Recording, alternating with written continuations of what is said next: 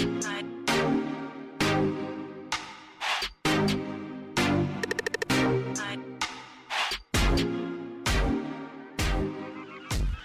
everyone, welcome to the Mind High podcast. This is Ali. Thank you for joining us today.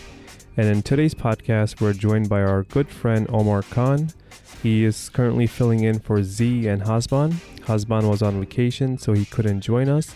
And then Z is currently taking a few weeks off and hopefully returning sometime in April. This is because he's working on a small game. It's a small indie game.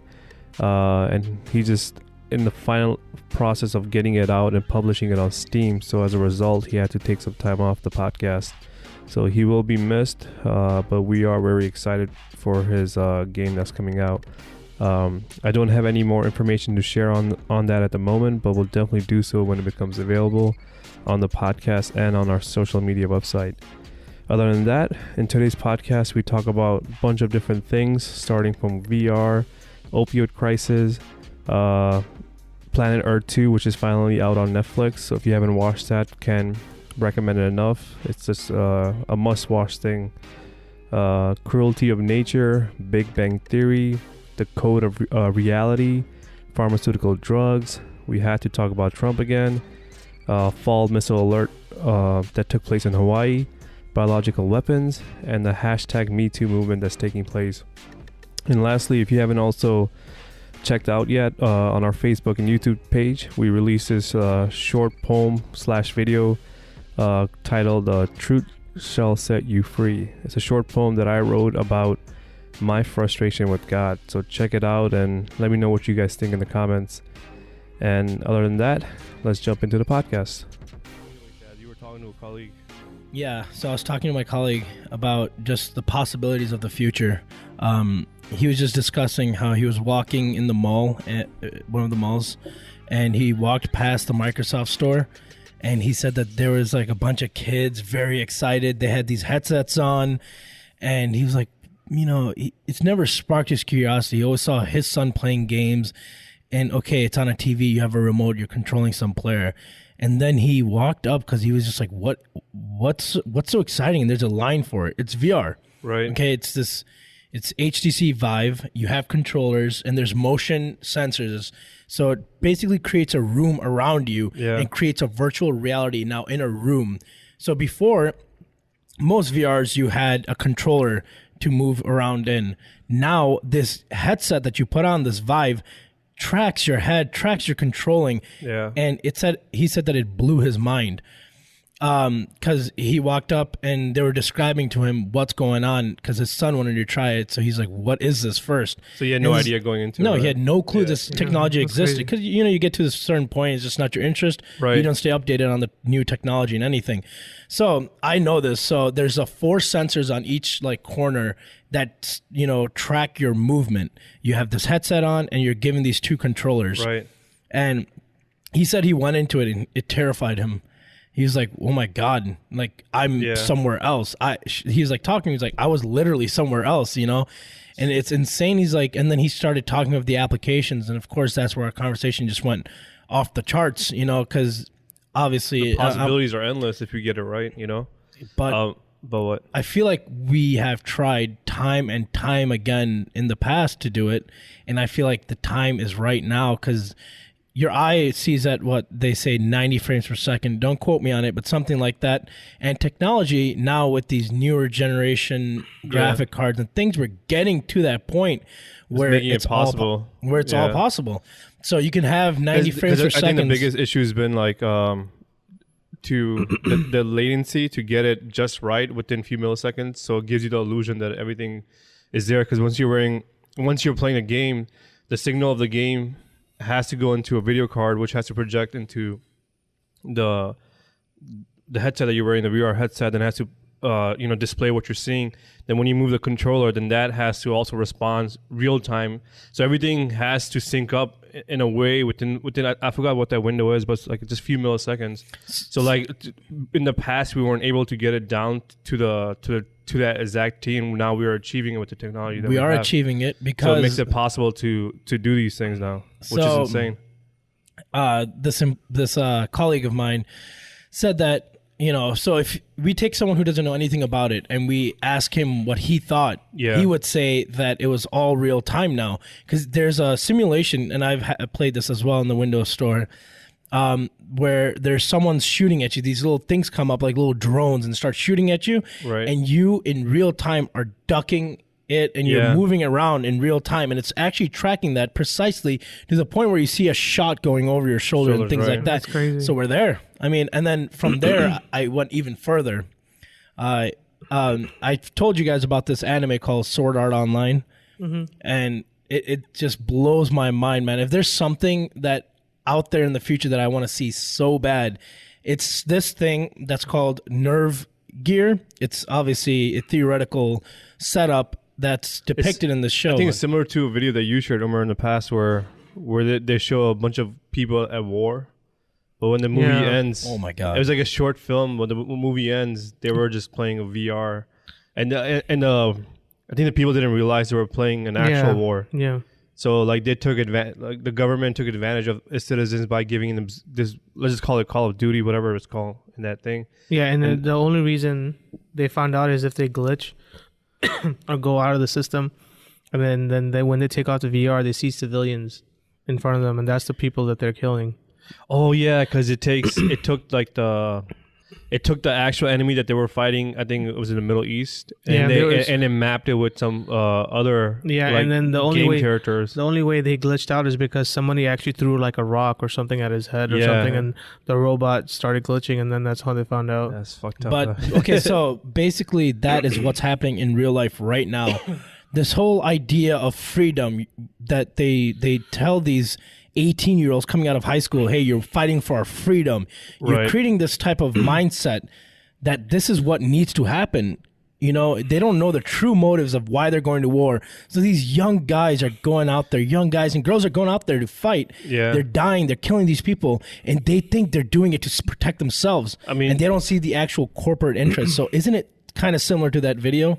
I mean, it is, but the reason why majority of the army goes is because of poverty and lack of education. That's where they come from. Yeah, I mean, but when you're signing up for an actual war, you know that. But whereas in that game, they were selling what that short story was that when you're buying a game, you're just shooting fake AI. When it turns out they're actual people that their AIs, they were robots that were doing the actual war, and their headsets were connected to those robots that were going out and shooting the civilians. I suppose I took the idea of a veil being in front of you to way too high of a level. But Shaz has a point, because what the VR in that video is telling, it was a lie of some sort. But what corporations or government is doing to us, they're lying, telling us the enemy is this, but are they really the enemy? Yeah, I mean, we should be grateful that there are enough people out there. One, there's two situations that someone would sign up for the war. I mean, I guess three. One, that people just love action. Two, the people that want to really serve their country, they love their country, and then three will be the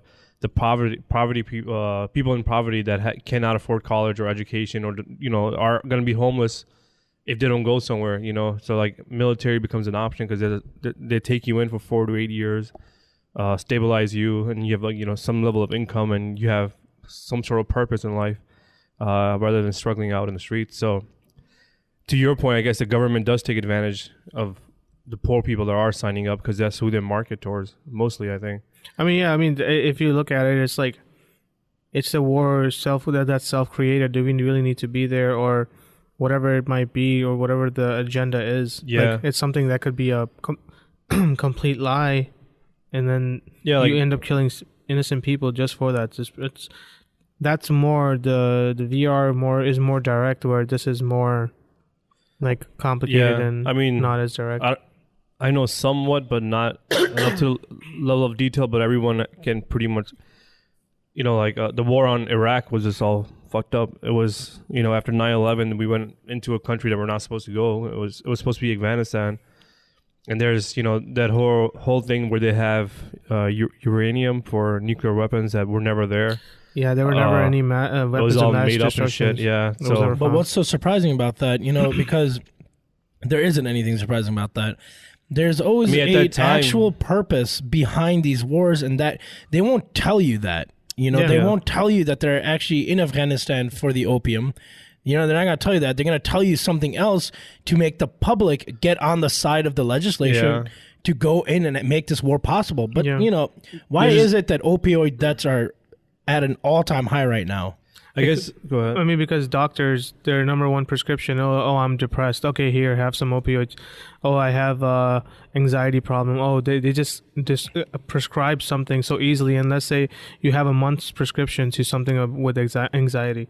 After that's over, you can't get it anymore. So you go crazy trying to do different drugs, or it's just one of the doctors should not be prescribing anything like that. I mean, in the first even place with so the doctors, just like how lobbyists are in government, there's pharmaceutical companies that, you know, are forcing them. Would go up to doctors and say, hey, you know, we feel this is a solution to your, you know, this problem. If you try it, you know, they also, I think, get some sort of cut or some sort of It's thing. not even just that. They take these people out on lavish dinners, this, that, buddy them up, you know, to make them do this. And opioid deaths are actually kill more people now than breast cancer now. You know, it's like, but what the connection I was trying to make is that the opium's all coming from Afghanistan, and it's this huge, I don't know where that chart is, but it's this huge hike. So you're saying maybe after we invaded Iraq, all the opiates from there we're bringing back here, and then we're seeing the rise of opiates in America? Yes. I don't know much about that, but I could see if that is true. I mean, I guess you would have to look at the number of people dying per year and see the rise after the war. And if there is some correlation, then I guess there is some connection to it, I guess.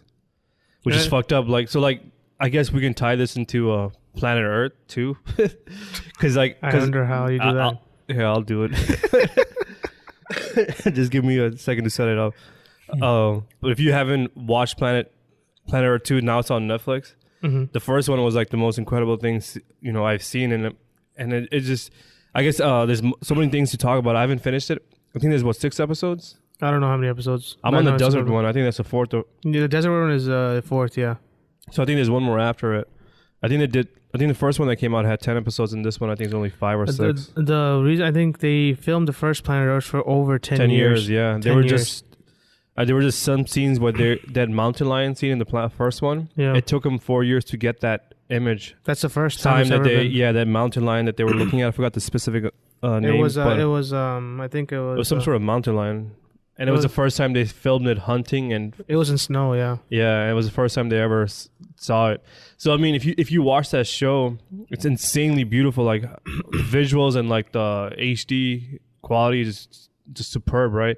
But like what they show you at the end of the day is just how cruel and ugly nature it is.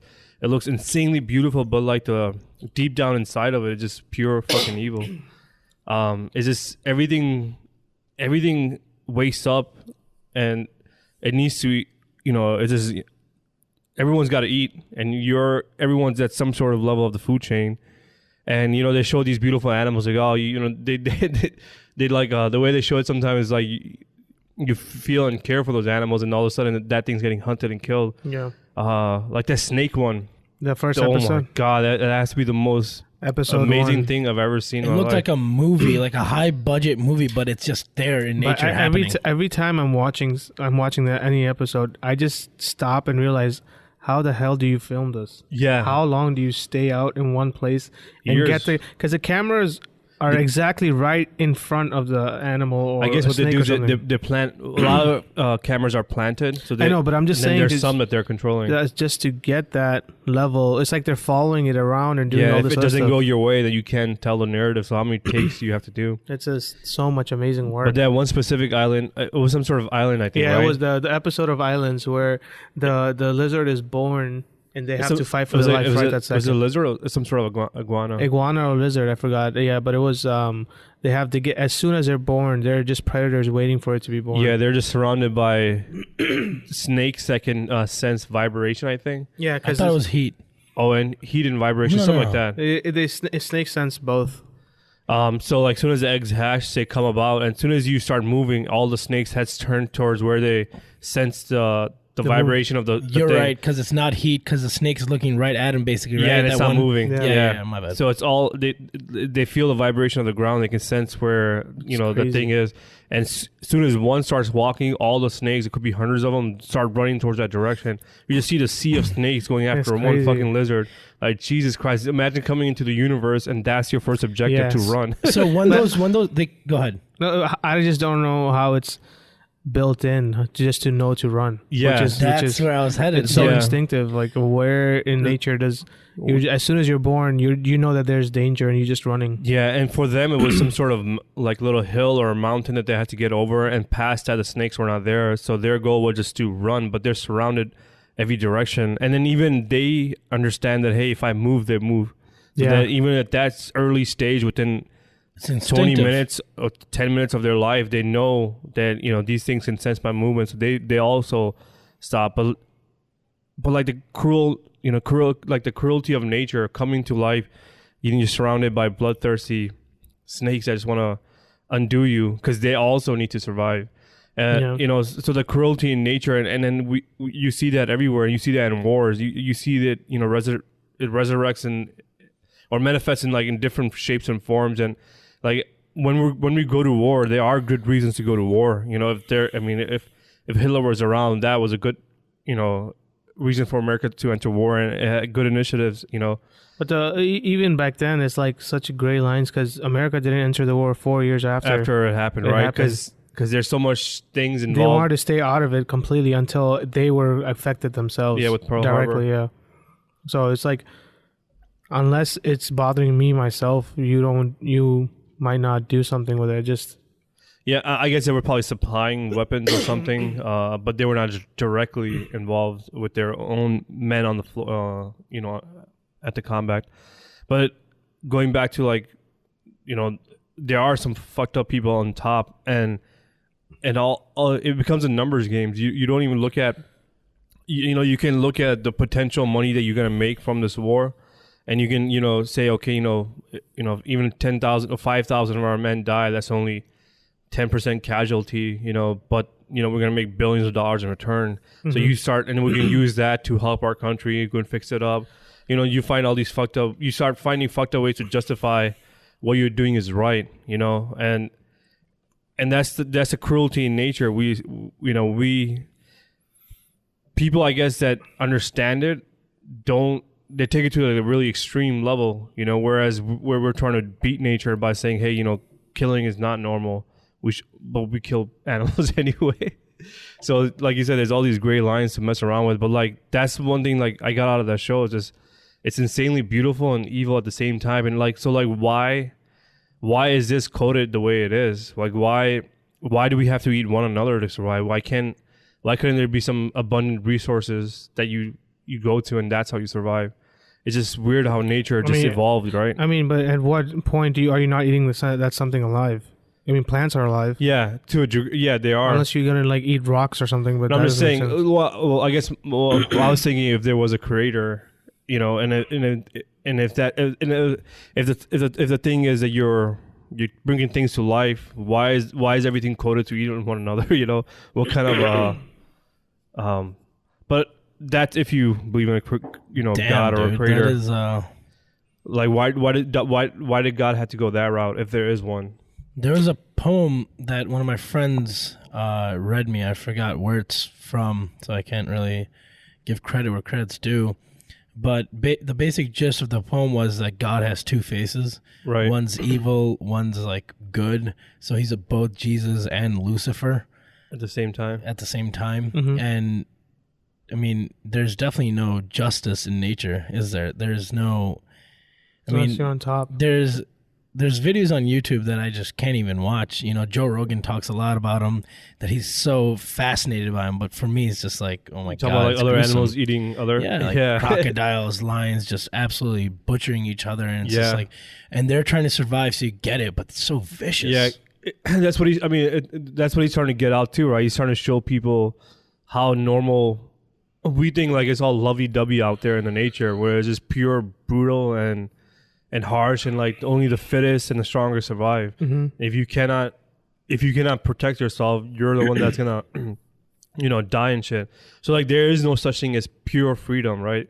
Because you can't go into nature and say that I have the freedom to walk in here without getting killed. Because if there was such thing as pure freedom, then let's just say people that are fucked up will say I have the right to kill someone. Then Absolutely. But the other but then you said no, that's evil. So like no, you can't kill anyone without a proper cause or justification. So we're gonna take that right away. If you do that, you're gonna go to jail. So that there is no such thing as pure freedom. But if you go out in the wild, where it's pure freedom, it's the wild, wild west. Yeah. So like anything goes. Like if you come across a grizzly bear, that grizzly bear is not gonna be like, oh, I'm gonna respect your freedom, that your freedom to live. Mm-hmm. They don't give a shit about that. They're not even consciously aware. So we're getting to a point where we're surpassing laws of nature in terms of how we navigate through it. But the pure code of nature is to fucking eat one another. But sorry, I don't know if you're surpassing laws of nature or creating more. Yeah, in a sense, we're creating new ones to add on to it. So we're correcting nature laws. we're surpassing in a sense that we're saying the nature laws themselves are kind of flawed and not morally correct. I mean, there's like, it's like as time goes on, it just gets more sophisticated and smarter. I mean, if you look at nature as a living being on its own with every organism that's there, right? It's a collectively getting intelligent. So if you create on that and it becomes a smarter, I don't know, like a smarter organism as a whole, it just keeps getting smarter and smarter and smarter. So if you're creating new laws, it's not something that's taking away from it. It could be growing. But nowhere in nature it says you're rewarded for not like the game Rust that we were talking about. I don't know if we talked about it on the podcast. I think I was telling you about it. Outside of this podcast, but the game's concept, I don't know, you played it, so you can probably tell a little bit about it if I'm wrong, but you pretty much start off as a naked man with like a hammer and shit. Your favorite part. Yeah. I only played the first 5 minutes. I stayed there.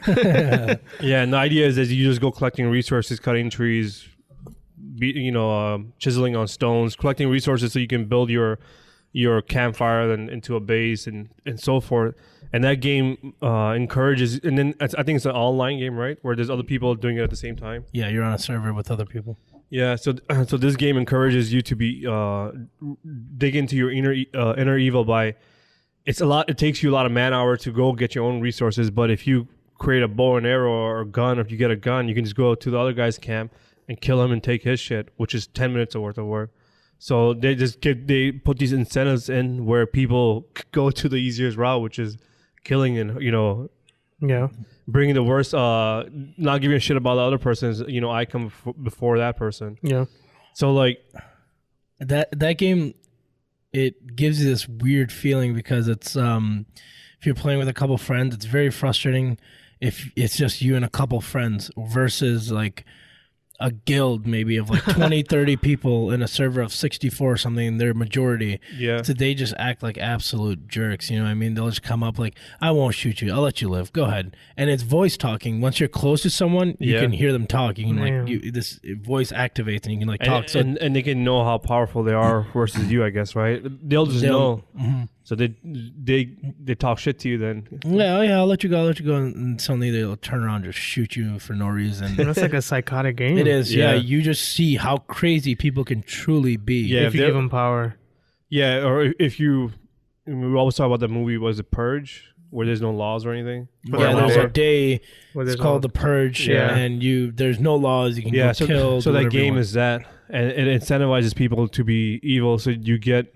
The more evil you are, the farther and fastest you can grow, and the goal is to be the one that's not getting taken down. I wonder how it plays into people that do that, like the person that's really amazing in Rust, and he pretty much killed you're hundreds right. of people. I wonder how your mind changes in real world. Does he go to his job with that mindset?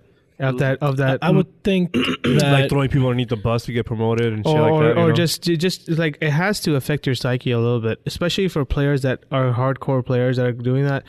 How does that not affect you? I wouldn't say it affects your psyche. You're probably just an asshole in real life too, and you have layers of it. Maybe it doesn't come out all the time, but it's in your head. If it's in your head that you would do something like this, it's already there. What if the game builds it though? The game can create a thought. Like that's. I mean, like GTA. Like when I play that game, there's times. I do my best to drive as civil, without running over people. Yeah. But there's those. There was like when it first came out. I remember being young. I'm like, what does it feel like to run over a person? Like there's a fucked up thought, and you execute on like, damn, it's fucked up, But thank God it's a game because you're just testing how fucked up this is. But games do, like he said, they give you a new thought that you never thought about before. So, I mean, if you are ranked one in that game, if you are ranked first in that game, like that has to say so much about you, I guess, But to your point, you're playing the game that's supposed to be. He is playing the game that's supposed to be played in that way. Yeah. And he's the best fucked up person on there, I guess. The most fucked up person on there. Because how else would you get there? I mean, out of a group of fucked up people. Yeah, but like tying back to nature, that's how nature it is. And then we just created societies and said we're not gonna play that game. We're gonna play a game where we all feel we have some sort of basic human rights. Where they don't want to go too far. Yeah. So yeah, it's just weird. Because the fact that we said, okay, we're not going to kill one another anymore, that means I can leave my house and I can come back to it without someone invading it and saying, oh, this is my, there could be 10 poor people outside that are freezing outside. Yeah. They just break in. They just break in and say, okay, this is my house now. If there was no pure freedom, if we take all that shit apart. So I think we are surpassing nature and saying, nature laws within how we should navigate are not correct morally. So we're going to build on it so everyone has an equal footing. I mean, the idea is there, but no one really has an equal footing. Mm-hmm. But I don't know, just weird. I just look at it and I don't believe in, I guess I swing left and right all the time. So I don't even know. I'm partially atheist and I'm partially agnostic. So, I do feel there is a God, but not a biblical one. It could be just an empty room with my visual of God is always like a room and the lights is turned off. You can't see it. It's there. It's not there. It's it just is. So like, if there is something that created all this, like why? I guess even if you look at the space, everything is whoever dominates the most, whichever the bigger the star, the biggest galaxy. It's always about dominance and how you are able to manipulate your environment. Or the biggest black hole. Yeah. And have the strongest universe. Yeah, you're giving the space and time and whatever forces that you have. And if you're able to manipulate them into your own gain, and then... But I mean, it's not... Is it really manipulating, or is it all just... Like, how do you say one galaxy is manipulating another? Like, it's not... Like, I mean, we're manipulating our environment, right? We don't... I mean, we are, yeah, but I'm saying the other one is just physics and like probability, and it just happens. There's no control over it. There's no... Yeah. You're not physically controlling something at that scale. It just happens. Yeah, so it's all whoever got, X amount of atoms or X amount whoever's of... more massive is the one that has a stronger gravity... pulls the smaller. Whoever had more mass, then hence had more gravitational pull, and then and they became. So all these series of step, brings us here. So I guess I wanted to. I was talking to my brother like a few weeks ago, and I was like, he was just asking me questions like this, and we started talking about it, and this thing like kind of dawned on me. Like as I was talking to my brother, I was talking to myself. Like if there was a point in... If you have the answer, then you had that question before. No, like in a sense, so my visuals are... I mean, there's two ways the universe... Well, there can be multiple ways, a billion ways, but the two ways that humans see it is either it always just has been, or there was a time where everything started. There was something... Everything came from nothing. So going from that logic where everything came from nothing, so, you close your eyes and you try to imagine nothing, and... It's difficult, I think normally everyone imagines like an empty, dark space, or maybe some might see a white room or whatever, right? So I see, when I close my eyes and I imagine nothing, I see just a dark room with nothing in there. And then for whatever reason, if we go with the Big Bang Theory, there was this force of energy, boom, and that, and it explodes, cools down, and as it's cooling down, then all these fundamental laws are coming into play, I don't know, man. I go back to, I think about it. That doesn't make sense, man. No, the Big Bang Theory, all of this shit doesn't make sense. Why not? Everything comes from nothing doesn't make sense to me. I mean, I just think about it. When I think of just complete darkness, there's no energy, there's nothing. How does this one... Okay, there's 100 antimatters and 101 matter, and that's somehow... Why? How did that happen? Yeah, that's... And how many times has it happened? Yeah. But we don't know it came from nothing. What are we expanding into? What is it? Like, I feel like we don't get anything. So let's just with this thought process... I just had a meltdown. No, because you're following what I'm saying, and exactly your reaction is normal, you know? Because that's what, like, when you try to add it all up, like, what the fuck's going on?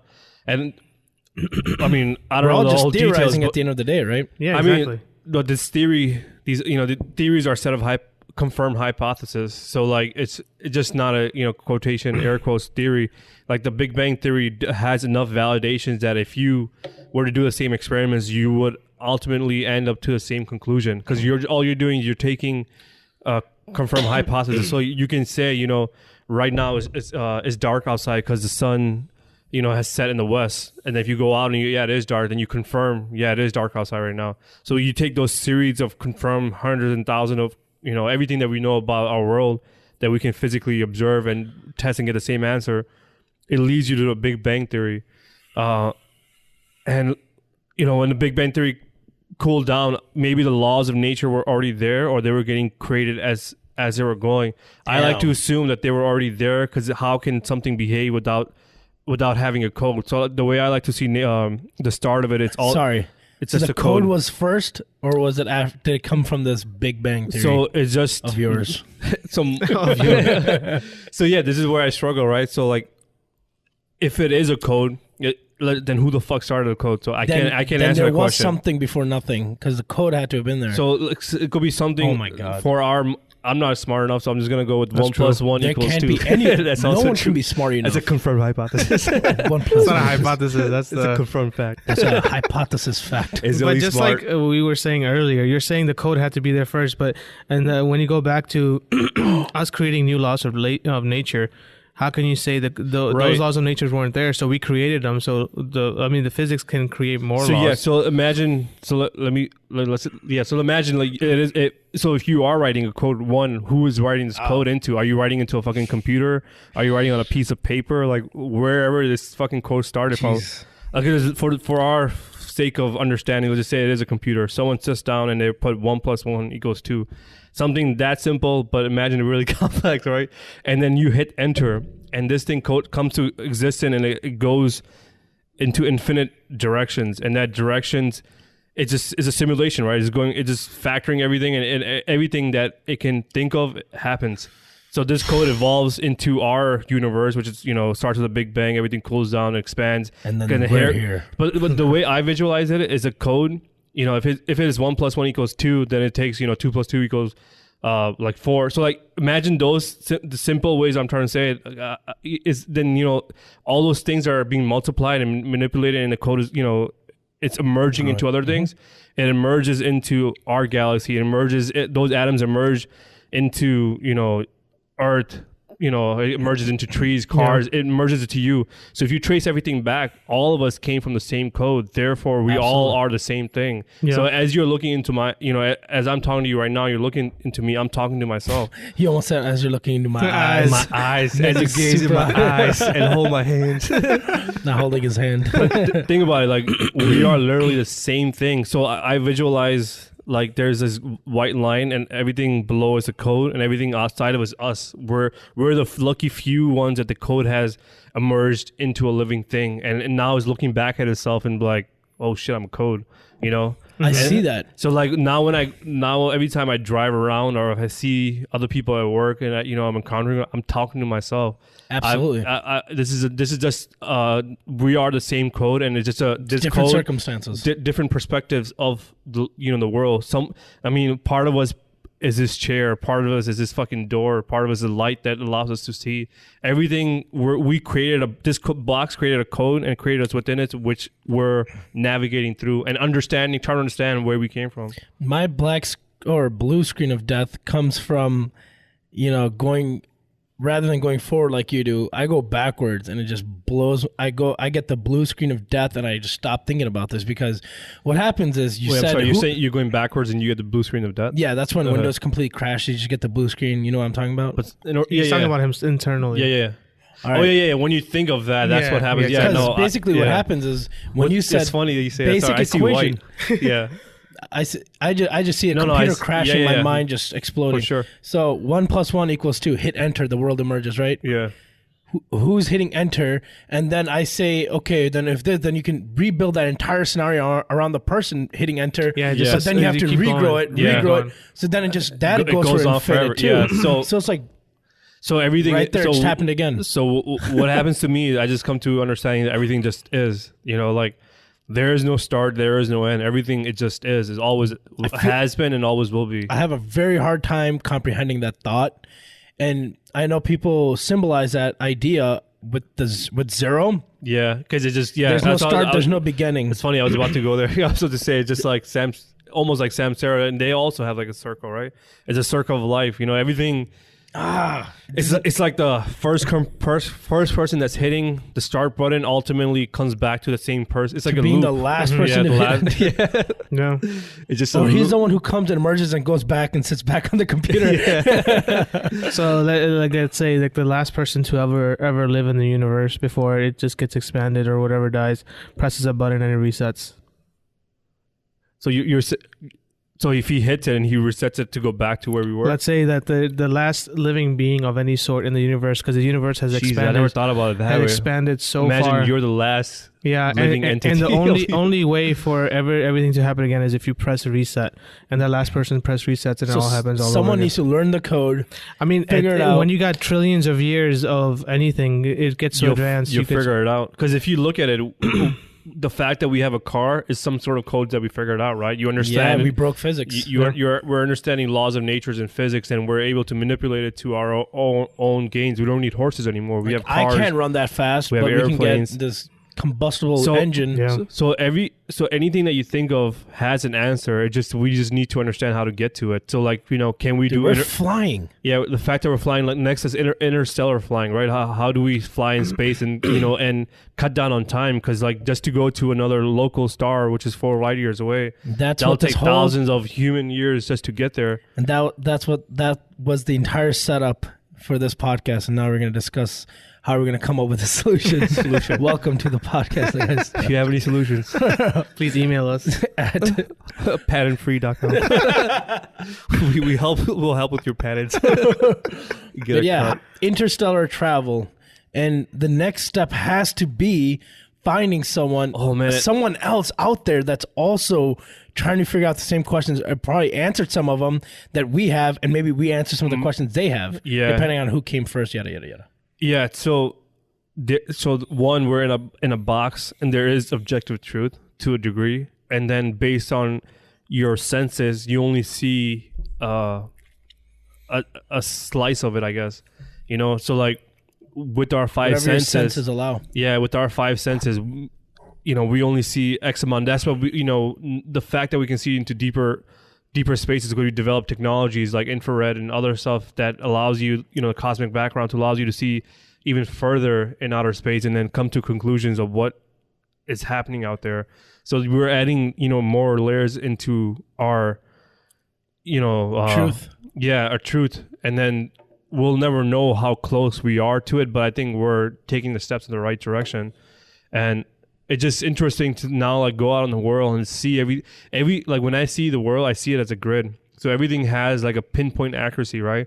So when you see these cars that can drive by themselves, they have this little virtual little box over them that has all the sensors and everything. Okay. Yeah, it's just a graph, and anyone that enters this graph, it knows, boom, you're about to hit. So we're telling the machines to understand space-time to such a precision that any car or vehicle or person that comes within that graph, it knows the best way to navigate its way out. Yeah, we're teaching machines to know what we know. Yeah.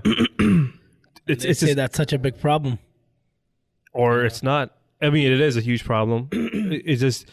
it is a huge problem. I don't know why I said it's probably the biggest problem we don't realize is that's one of the biggest artificial intelligence becoming it's so it can be like it multiplies and multiplies to where a point where we're just the most Neanderthal species compared to artificial we wipe intelligence. ourselves out. Intelligence always wins. That's why. But it's maybe it's the next step. What? It is. It's also the next step, but it's also maybe our last. Sorry, I was looking at the time. What's the next step? I mean, I think it's the next step in evolution. What? Artificial intelligence. That's becoming cyborgs. At what point does artificial intelligence become real intelligence? Yeah, because if you look at so far, the rule number one is survive, right? So our planet's going to come to an end. If we can even overcome global warming and survive like in Chicago, like last few weeks, it's been like below zero windshield. Cold snap. It's like you go out there, it's like on New Year's Day, I was outside. I just took the dog out to walk. It was freaking cold, dude. Like, and it was so cold where the sound, like, it gets, the snow. It was snowing, so like the snow absorbs a lot of the sound, so it gets really quiet. Like, you can just hear like the quietness in outside, which was really nice. But I felt like I was walking in some sort of different planet. Like, it just was so quiet, so freaking sub-zero cold. Like, it just seemed so alien just to be outside. So like, even if we can, with the whole it's not global warming anymore, right? We call it climate change. With all the climate change that's taking place, who knows what the weather will be like in Chicago in the next 50 years, the next 100 years, how cold it's going to get, how hot it's going to get in the summers. So we can even survive those crazy conditions, which humans usually can come up with cool ideas to survive them. Then you have another 4.5 billion years, and your problem is a ticking bomb that's going to explode, which is the sun, which is going to annihilate, who knows, I don't know the exact space, but it's enough that we would need to leave now probably. I have a solution. What's that? Well, of course, it's also our biggest issue, AI, all this stuff. But it would have to be that we turn into cyborgs, right? Yeah. So where we put our intelligence into that. Yeah, where we offload all of our consciousness. However, that's our biggest problem. How do we do that? Offload our consciousness to a robotic form. Did you guys see that robot that's running at super, super fast and it does backflips? Did you guys see that? Dude, that thing's beautiful. So it's getting there. Yeah. So give that another 100, 200 years. Think about what they're going to be doing. 20 years, I think it'll be good. Yeah, it'd be insane. Yeah, so the next evolution of our humanity is, or not even humanity, or just life in general, is an AI, artificial intelligence that doesn't rely on water, eating, resources to keep it alive. It can be. I went straight to eating. It could be like, imagine an AI based on its resources could survive 1,000 years, 2,000 years. I mean, that's the premise of so many movies, or Blade Runner itself. Solar energy, you just survive on there's the pure energy of the sun. Oh damn, think about it. You're just alive with the pure energy of the sun. And as soon as you go in the darkness, your battery will deplete and you die. That's why you have to get to the other side. Yeah. You have to keep moving towards the How crazy would that be? Or if you just create storage cells, aka batteries. Yeah, until the next day, or you can just charge yourself somehow. Yeah,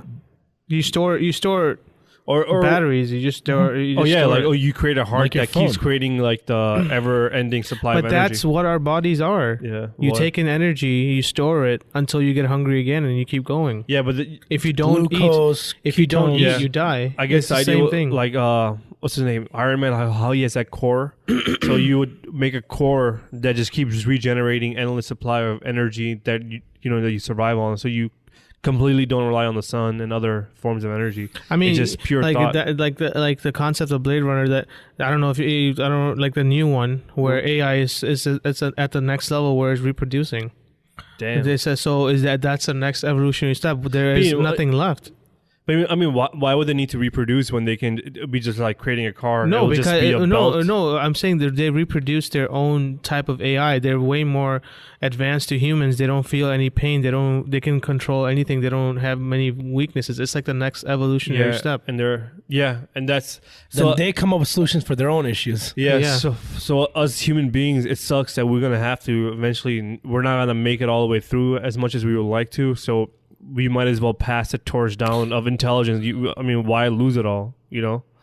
I mean, it's a fight. Every species fights for its survival. But look at the apes before. They didn't want to go away, but eventually they got wiped out to whatever we are now, because that's what happens. It's a biggest change from now to this to artificial. Yeah, for me, it sucks that I want something to come out of this. I mean, maybe like, you know, all this wars that we've been through to get this level of freedom that where we are, that we can have this sort of conversations. So many people have died for us to do what we're doing right now, you know, and so many more people are going to die to keep this going. And then, you know, at the end of the day, like, society slowly but surely is coming towards the truth, you know, like the more you look into it, the more the truth pulls you towards this direction. I mean, we used to be fucking hunter and gatherers, then we brought God into a play, then religions, then we created societies. Now religion helped us, you know, be civilized and create communities, and where we can. It was the first law. Yeah, it was. Yeah, create a set of laws that we can all trust one another, and, you know, have some sort of level of being to live, you know, in a society. And then we're getting to a part now where religion is being looked at pretty heavily, where this is probably man-made, you know. And now we're having these conversations. The same conversation 1,000 years ago could have got us killed. It was funny, like last time we were hanging out, and we were saying, like, you know, these conversations that we were having now, we just take it kind of for granted. Like, these conversations, we would have been considered like Templars. You know, we would have to get it together in secret societies. We'd have the hoods on, you know, like the lantern in your hand, and you'd come to this weird room where there's like storage where you're saying, like, hey guys, I don't think the Earth is the center of the universe, you know, like, from my observations it's the sun. How could it be? You know, and then that would be a secret talk, because, you know, if you were vocal outside, that would, you know, either get you killed, or be a witch hunt for you and your family, anyone that's tied to you or knows you. It's like, so your point was that what is this all for? What do you like? Yeah, do you want something to get out of this? So I mean, Elon Musk has enough concerns that AI will be the end of us, which I think they will. Absolutely. But I feel like it's fucked up. But I think it is, if you look from an objective point of view, where if you don't factor in human, that's the route to go. But because humans cannot survive interstellar space. You know, you can put robots and you can shut them off, and you can send them into a planet that has maybe life that we found hundreds more now. So we can pick one and take a best shot at it, or all of them, and just send artificial robots there. They're asleep. As soon as they enter in that orbit of that space, they turn on. It's like, so for them, they just woke up tomorrow and they're there. And for all we know, 1,000 years, a million years are gone, and a human race has already been gone. But now we've given this opportunity of these AIs to land, and their job is just to continue searching for the truth. Now find more resources, keep doing the same thing. So it's not sad if they're really just continuing our journey.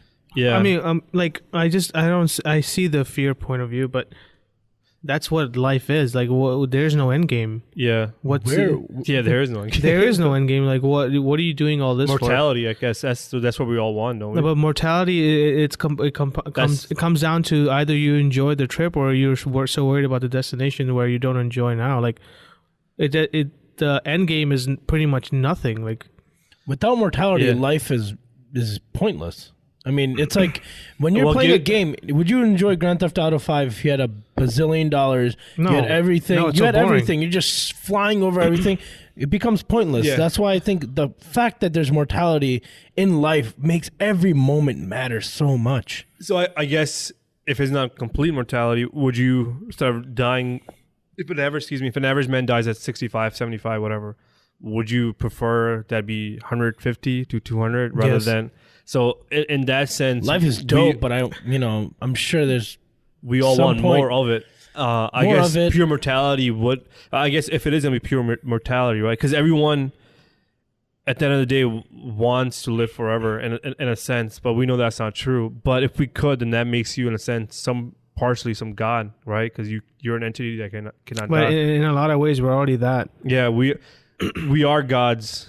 Because if I go back to that code theory that I was saying, if the code is a god and we are that code, then part god. We're a god from this perspective. If a human writes a book, they're the author.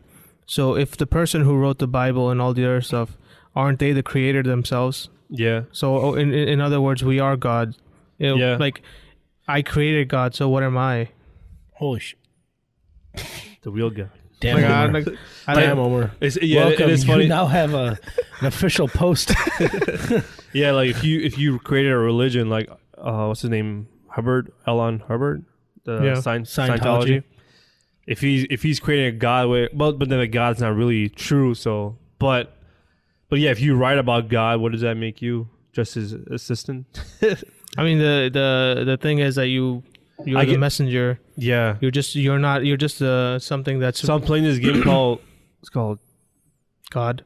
Tello Principles. I want to say, I forgot. I just downloaded it today, and I was playing it. But the concept, it had like overwhelming reviews on Steam, and the idea is you're this AI that comes to being, and God is talking to you, who's the creator of this game, and he considers himself God. Yeah. So he's telling you that you're in his Garden of Eden, whatever, and then he wants you to understand his language, and if you can, you will achieve pure mortality. So it's an AI.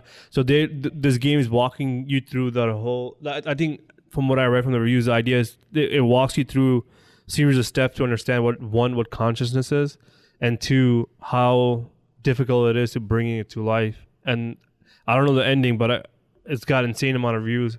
So I'm playing it, and like it's just awesome, like the way they've done it so far. It's just these puzzles that you solve.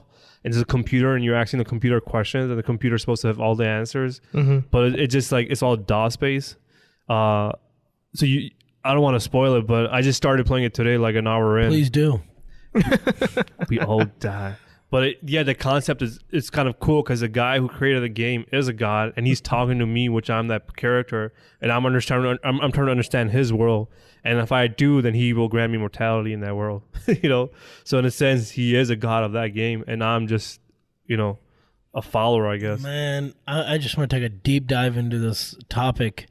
What? Because it goes back to what I kind of started this whole discussion with, and that whole VR idea. Yeah. What you're saying is a lot more deeper. Yeah. Man, I want a VR headset so bad because I'm on Steam all day. It's addicting. I'm looking for excuses to buy shit. And there's just so many cool games. I don't know if you guys go on there for VR. I would never go on there because I would buy everything. Yeah, dude, it's addicting as shit. Oh, this weekend sale. Oh, winter sale. Lol. There's never a sale that's fireworks sale. March Madness sale. There's sale for everything. There's like every sale that's going on. And Valentine's Day. What? Yeah, I'm sure they will have that too. Buy one, get one free for your girl. So there's so many cool games for VR that I just want to buy. Oh my God. I'm just waiting on the next generation headset because I feel like as soon as I buy that shit, there's always gonna be something else. There's gonna be a new one that's gonna be like, oh man, I fucking missed out. Hey, so check this out. You've heard of the game Minecraft, right? Yeah. Yes. Where you're just going around. Mike, dude, you have to see what some of the stuff my little brothers made on that game. Dude, it's insane. Him and his cousin. Yeah. They used to sit for weeks, dude. When that first game came out. Yeah. They would be like, come man, it's done, come check it out. They both would go in the game and just talk. Yeah, talk. And they're building, dude. Yeah. And holy smokes, man, there's like these two towers. Yeah. And there's like a bridge in between, and then there's like a roller coaster off the top. Yeah. Like, I'm like, what? This is what you guys have been working on for weeks, and it's beautiful. Yeah, the game that lets you create. Excited, like, oh, check this part, check this. What are you at that point, man? You're creating stuff, and now that game came out in VR. Yeah. So now you put the headset on and you're doing that same thing, but you can actually look around, look at the sky, and you're in this world, man. Yeah. When you put on the headset, like even with like a graphics of Minecraft, what you realize when you put on a VR headset, the graphics don't matter because the perception of your movement and awareness is there that your brain tricks it enough to make it seem real. So even with like shitty graphics of Minecraft, like you'll get the sense of realism where you're walking around, jumping, falling down. You'll get butterflies in your stomach because all you need is that perception of movement, and your brain plays along with, oh shit, you're moving in this realm, even though the graphics are fake. There was this girl at our IT manager at work. She was showing me this video. We had some company in that they were showing off VR headset. So she was showing me a video, a bunch of people trying this, it wasn't a game, but it was just experience, I guess, a simulation. So you walk into a building, you take an elevator up, and these graphics are pretty good. They're not Minecraft graphics, but they were pretty decent graphics. So you take an elevator up, and then you go and you take it to the roof. So there's this little, like how you were saying, there's 4 sensors. So there's a little green square that you can walk around. So you're walking around in that simulation. So you walk into the building, you walk into the elevator, and then the elevator takes you up, and the door opens, and when the door opens, the elevator only has like a baseboard. You know how when the pirates like jump people off the board, they'll like they push you to the edge. Yeah, so you got to take a dive. So the idea is you go walk on that board and you're supposed to jump. And she showed a picture of my boss. And so what they do is they put a actual plank board, like a wooden board. So you're just only like half an inch off the ground. And then as he was walking on the thing, he's literally like walking as he's gonna fall. Like he's really. How good are these graphics? Do you know? Like they're really, PS3, no, PS2? PlayStation 4 graphics. Okay, yeah, that's amazing. They're decent. They're good graphics, not like shitty graphics. But like, so you're walking on a shitty graphics. So when you're looking down, you just see the road. You're high up in a skyscraper. Oh my! And then and then he was on. You're on a fucking 1 inch off the board. So you're not gonna really fall, but like the way that he was walking looked like he was literally on there. And when you get to the end, she was saying that almost everyone never jumps. They have a hard time jumping. And then she showed me a video of a guy that was so terrified that he was crawling on that wood, and he's on the ground. When you look at his video from playing the game, he looks like a crazy person that's crawling on the ground, is freaking out. where he's in his perception with his headset on, he's on a skyscraper, hanging on for his dear life. It's all a point of immersion. Right now, the issue I have with my phone, obviously the graphics aren't that good, so it creates problems in immersion. But I mean, think about it, man. HTC Vive we're already pushing out these PS4 graphics. We need a few steps up, or do you think that reality will never be achieved? That extreme? No, it will. Well, how's that like the argument that is this real? I don't know. Is it real? Well, like this us right now. No, the VR, is that real? Absolutely, it's a reality. I mean, it's just an extension of a different reality. So it's not this reality, but it's just another sub. Because, in the bigger scheme of things, we are pretty much nothing, less than dust. Imagine. So so data itself is so minuscule, like on a motherboard. Yeah, that's what it is. So is it how the comparison to the motherboard being the universe? How is it not real? Because even if it's code, if you're playing a game, I mean, it's as real can get. It's just a different level. It's virtual. It's virtual reality. So like it'll just be a different tier. Imagine like waking up one day and then you wake up, you have breakfast, then you go into a pod and you put that VR headset on. Now you're in a corporate world. You're just walking around. Let me do this now. This is my segment. No, I'm just kidding. So brought to you by Sword Art Online. But HTC there's this. Thank you, HTC. But there's this TV show. It's an anime. I really think you guys should watch it if you guys are into these topics, which you guys obviously are. It's called Sword Art Online. There's dubbed, there's subbed, whatever. It's so awesome of a concept. It got me into anime because I was like, okay, wow, this is really cool being a gamer. Basically, there's something called Nerve Gear. It's their take on VR, okay? You put a headset on, you lay down. But what this does is since everything in right now everything you're seeing is electrical current being taken in by your brain. Right. Mm-hmm. Your senses, smell, touch, everything, right? Yeah. It's an electrical current that's being processed by your brain.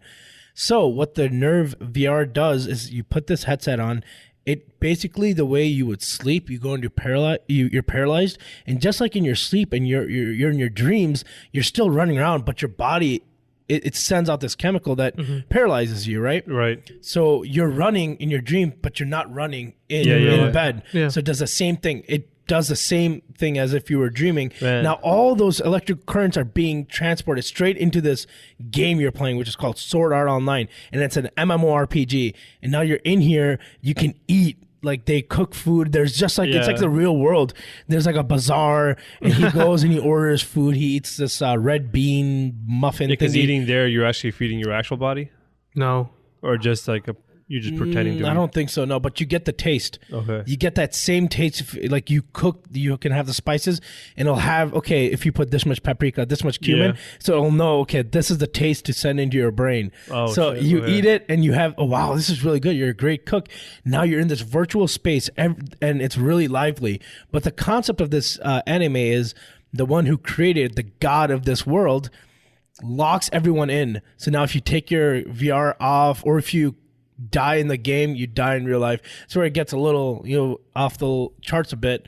But that's what he does. And isn't there a movie coming out like that? Yeah. So I was going to get into that. So there's one of the best-selling books ever, Ready Player One. Wait, what is it called? Ready Player One. Ready, like ready. Ready. Okay. Yeah, Player One. So like Steven Freddy. Spielberg is making a movie on this one of the best books ever, which is about VR. So since the trailer looked insane, dude. So since it's the future, there's not many more places to live. Everything is like taken and stuff. So in the year 2045, like you're saying, like human have populated Earth to a populated degree. Earth where there's people all around the sidewalk and they have the VR headset on just because they're in this virtual reality and they'd rather do that than be stuck out in here. this and stuck here. So that's what the game is about. It's pretty much whatever you want to create is that reality. So everybody would rather be that than be in the real world because of how messed up or screwed up everything is. That's what the premise of that book is, and it just pretty much shows how you got big corporations or you got all these big ass companies trying to or have actual legitimate players playing that game just so they can advance in everyday life or do everything else because it's such a huge part of life. Just like where they have the creator of that died, of that VR virtual reality died. So he put a Easter egg. Whoever gets that Easter egg gets becomes a new god or no, yeah. So since everybody's on that, the creator of that VR says that you can get $500 billion and you get complete control of this game, of this world. So everyone's pretty much going crazy, and that's the concept of how the future will be. That's just the basic concept of it, and it's crazy. Yeah, I was coming from work, from home one day, and that's when I get my crazy trippy thoughts. And like, I was just thinking, like, how long is this gonna last? Like how much we don't have abundant resources that we can keep doing this forever. We can keep coming out with new phones, keep coming out with new cars. Like sooner or later we're gonna start running out of shit. That's already happening. Yeah. So I mean, it's just scary to even picture that world, because it'll be like every system collapses when the poor are not happy. When the poverty gets to such a degree, that's when a revolution happens, and you overthrow governments, because this government can no longer provide stability for all its citizens, and so people start taking law into their own hands. If you're hungry, are you going to see your kids keep starving each day, or are you going to go and rob a liquor store? It happens to a degree right now, but just thinking about the future and how we're gonna how we're gonna overcome these issues and fight them off.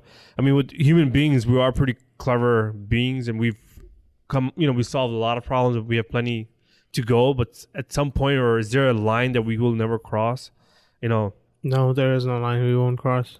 I mean, in the terms that we get to such a problem that we can't even fix this problem. I mean, there's already millions of problems out there right now that we you can't fix, which is death, cancer. There was a famous quote from one of my favorite movies. It's "Death is just a disease we haven't found a cure for." Yeah, and I love that line so much, because it's like there might be a time in the future where humans have perfected it, where they just regenerate their cells from one way or another, and they just live forever. Yeah. No, definitely. Because at that point, what would happen is the rich will find a better cure, while the poor are the workers. The rich will get that cure first. It'll be like that asshole that went to jail recently, where I think it was for some sort of disease. I want to say it was probably, or maybe it was for AIDS or something. They found some sort of cure to help with. It's not a cure; it's a medicine to prolong the death for that disease, whatever. And as soon as they discovered it, he was charging. When the pill came out, it was like $50. And he went to $700 a pill or some shit. Oh my god, no! Who's that guy? What's his name? He's some douchebag. He's in jail now for some fraud or corruption or something. He did call something him illegal. Mr. Pharmaceutical or some weird name. That douchebag. I forgot his name, but douchebag is good enough. Yeah, but imagine that a guy that knows that people are gonna pay for this price. But that's what pharmaceutical companies do in general. Yeah, but he took it to such an extreme, man. He went from you could jump it, maybe 10, 20%, 24%. No, mark it up. They go 500% up. Yeah, 1,000% up. Jesus, motherfucker. And people are dying, and that. Well, I guess part of the thing is with pharmaceutical companies, when you find a new,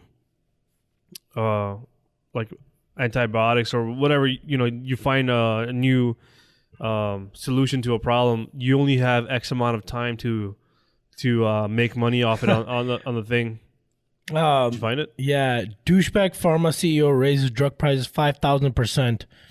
Hold on, let me get his name. He went from $1,350 to $750 for the dose. But is that his fault, or he's just taking advantage of? No, it's his fault. He said if Martin Shkreli? Oh, Martin Shkreli. Yeah, Martin Shkreli, the CEO who raised the price of a life-saving drug for a rare disease from $13.50 to $750 a dose. But so his company, Turing Pharmaceuticals, would become profitable overnight is an asshole. Well, what kind of system lets that happen? I mean, it's capitalism, right? So yeah, so I'm saying. So is it completely his fault? It's mostly his fault. I get that, but the system should be in check where you cannot do that. Like, you cannot do that for goods right now. You can't. Let's say if there's a tornado outside and the whole world is going crazy, the stores themselves cannot raise the prices of what's inside. Well, I guess if you're so then you come into being for more government or less government. So by saying that, then you mean you want more government to be involved in situations like this when someone jumps their price from for 5,000% up, the government should step in. Yeah. So then if you give government that much power, then where else do they step in? So they already have so much power as it is. That stuff like that would be beneficial for the people. I don't think it has to do with more power. It has to do with more helping out the people. Yeah. Like that's not a power struggle. That's just something that should be normalized already. Doesn't he just look evil? Yeah, he does. He looks like an asshole, dude. Yeah, he does look like an asshole. If you hear him talk, he's just so pompous, and he's just a straight up douchebag. Maybe like he probably went to rich people jail. I don't think he probably even went to the normal jail or something. They caught him for something. I forgot, what some sort of illegal activity he was doing. But thank God they did, because that's just not a good person. He's just fucking evil. He'd rather let people die, Yeah, but pharmaceutical companies do that in general. There's so many pills out there that people have to spend a couple $1,000 a month, right, just to have that pill. And if they do not have that pill, they either die or suffer really badly from the diseases. So it's not that. It's like, so pharmaceutical companies have so much control over how everything runs because of their lobbying. They hold your life, basically. Yeah. And especially if you're suffering from something. Yeah, and you'll do whatever to survive, right? Yeah, and what they do is let's say like you created a new pill that cures cancer. What they will do is they will buy that pill, buy your company out, and put that pill on the shelf, just so they can continue to make money off of something else that's their competitor. Yeah, they do that for so many drugs because that's how they make money. Why would they want the disease to go away? There's a lot of fucked up reasons behind it, right? So part of it is R&D, the research and development that goes into. I mean, you're an evil person if you're preventing cure to get out into the world, no doubt, right? But like some of these companies spend a shit ton of money in research and development to find cures for whatever, and when they get out into the market, they have, I think, like a small window, like 30 to 60 days to make money off it. Because as soon as it do, that it comes out at a higher cost. When you go to like Walgreens, you see like Sudafed, and there's also off-branded stuff. Yeah, what's that term? I don't know. It's I know it's a store brand or something. Shit. I don't know what it is.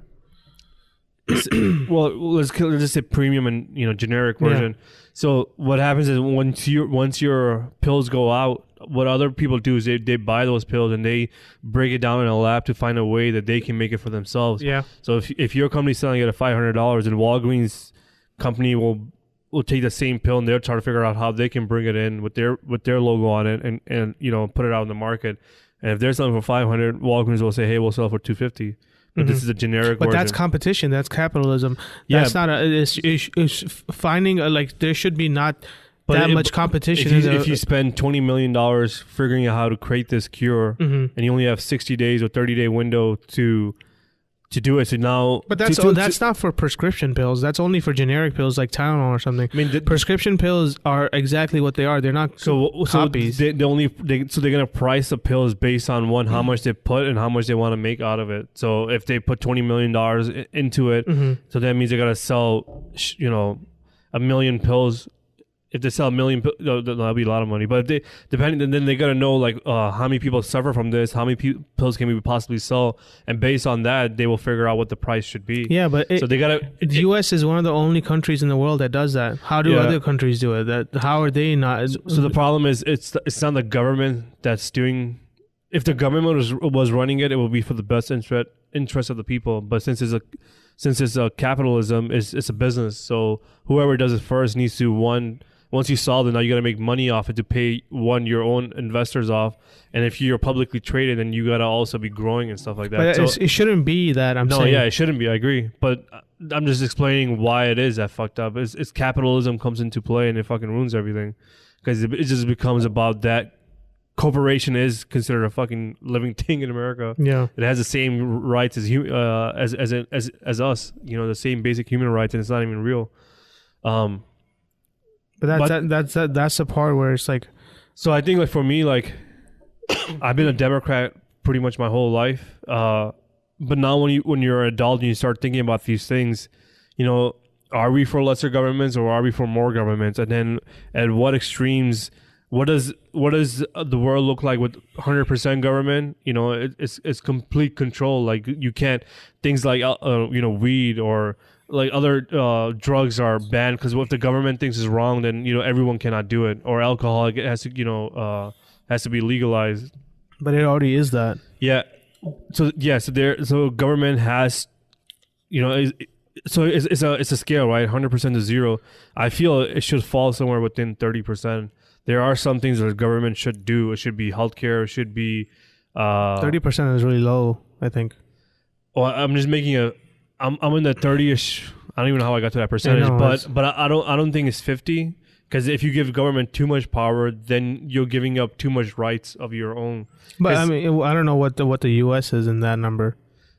Well, it depends on which country, which party is running the thing. So like the laws are already in place.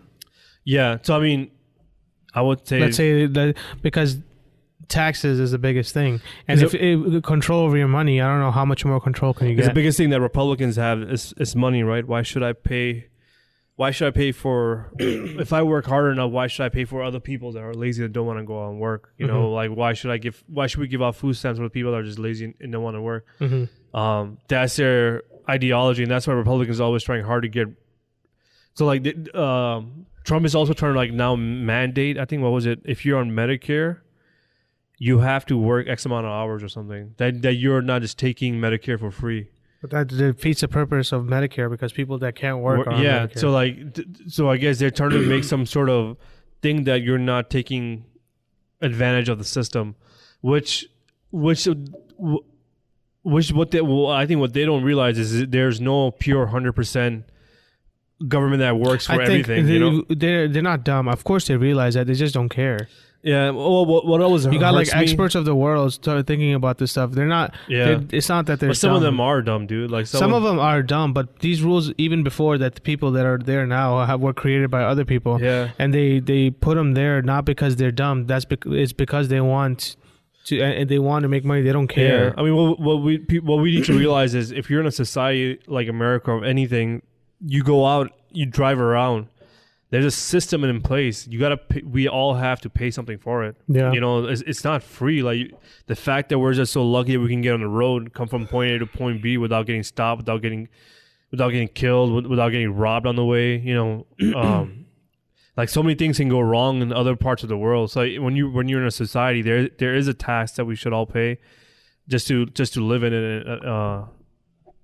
And roam free to a degree. Yeah. But going to that pharmaceutical thing, like if we say a government steps in when someone goes over 5,000%, I guess that makes sense. No, but the thing is, the only reason the government doesn't step in is because pharmaceutical companies have such high lobbyists that they have so much money they can control the government. It's the other way around. The government already controls so many other things. This wouldn't be like that much of a big brother watching you. The government is so bad. This is just because pharmaceutical companies have so much power that they don't care. They just do whatever they want and make as much money as they can. That's the whole point. And they control the government because they're filling in the pockets of all the legislators and Congress people and everybody just because they can. That they control the government. Well, the fucked up thing is also is that these corporations, they're the ones that, money comes first, but the scientists that are probably working for it are probably care about curing some sort of thing. They're in it for the best interest of for humanity to solve these solutions. But it's the people, the CEOs that are sitting in that make those decisions are, I guess, the fucked up ones. So what do? Do you turn your reality into artificial intelligence? Yep. Tune out. You create your own pharmaceutical company. But I guess the biggest thing is, and everyone can agree, that money should be non-politics. The fact that we have it that's where all corruption is coming from.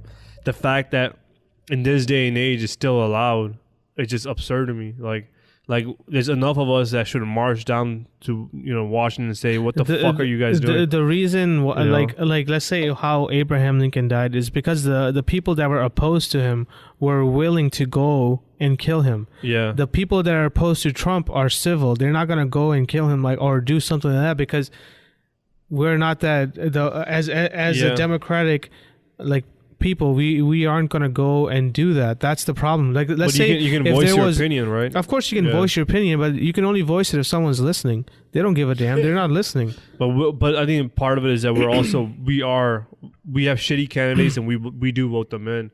If enough of us partake in the voting, I think we could slowly but surely start cleaning it up. Yeah. We need to put the right people in place. The fact that the same people keep running and everyone's just too fucking lazy, so you just, okay, he's a Democrat, I would check that box, but you're not checking. But he might be a Democrat, he might be a Republican, but they don't represent the values that a true Democrat or true Republican should be. The same people keep going into place. I was watching the Dave Chappelle special on Netflix, which is amazing. Everybody should check it out. Yeah. He was talking about Trump, and what he was comparing it to is that something bad that happened with back in history against African American people, that was a wake-up call. That was a platform to the world to be like, okay, we got to stop this. This is ridiculous. So in other words, he compared Trump to saying like, look, this is like a wake-up call. You guys got to wake up and start. How many people do you think will be the next election trying to get him out? There's going to be people everywhere because of all the bullshit that's happening. There's going to be people. I know people that never voted in the mid-elections that are happening this year that are going to go out and vote just because of how much they dislike the government or something. So this can be used as an opportunity to wake up people and for them to realize that this is something. This is as bad as it can get. So just do your job and what you're supposed to do, because if you did that for Hillary or somebody else, this wouldn't have happened. Right. We get too complacent. We just get too. Nobody thought he would win. Nobody thought he would win ever. If you read the book that came out, Fire and Fury, I have to read it. I mean, I haven't read it either, but it's been on, it came out last week, and the guy's been on all the talk shows talking about it. And the biggest thing that he talks about, well, what he said, if this is true, he's like, the day that he won, Melania Trump was crying. That's the fact that he won, and everyone was shocked that he won because they didn't think he would win. They were talking about right before the election was coming, Trump did not want to win. He just was doing it as to gain to build his brand up and so forth. And then there is a video. It says Trump horrified, Melania sobbing on election night. Are you serious? That's crazy. I don't think it's on YouTube. There's an actual video. I don't know. I'm not going to click it because it's going to make sound. And it says on the top one, businessinsider.com, Melania cried in despair when Trump won the election.